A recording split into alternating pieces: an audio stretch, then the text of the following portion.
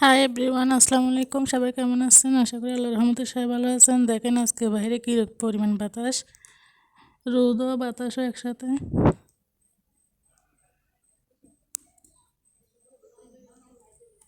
ইদানিং অনেক গরম পড়তেছে।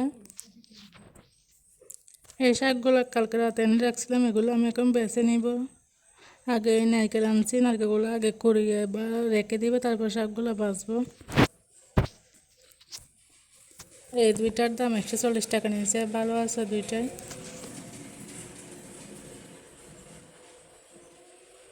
কালকে ফেটে দিছিল এগুলো, এই জন্য এরকম করে পারছে।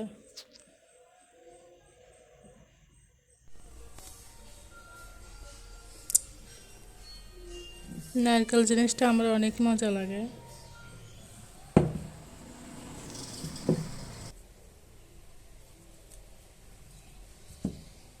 এগুলো আমি কুড়াই তারপর রেখে দিই।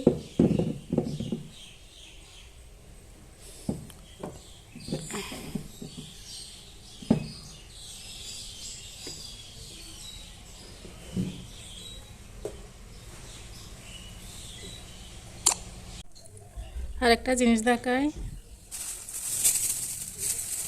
এইটা কালকে নিয়ে আসছি। দেখেন ধনিয়া পাতা, এগুলোকে কি এক এক জায়গায় এক এক রকম বলে। আরও অনেকগুলো বাজার আনা হয়েছে, দেখেন সবগুলো আমি একটা একটা দেখাচ্ছি।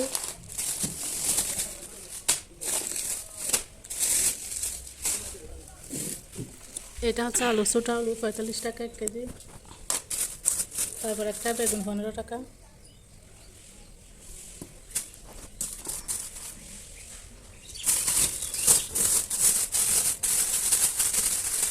এটা হচ্ছে ডিম, ডিম একে, এটা হচ্ছে লাল ডিম, এটা 110 টাকা।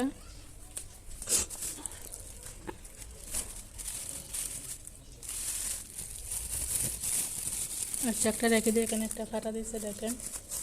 মানুষকে বিশ্বাস করলে কি হয়, ঠকে মানুষ।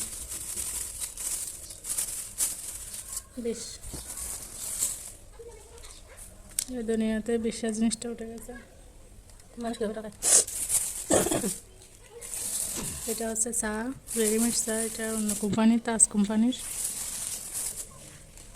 এরপরে এগুলো হচ্ছে শুটকি মাছ, সরি শুটকি।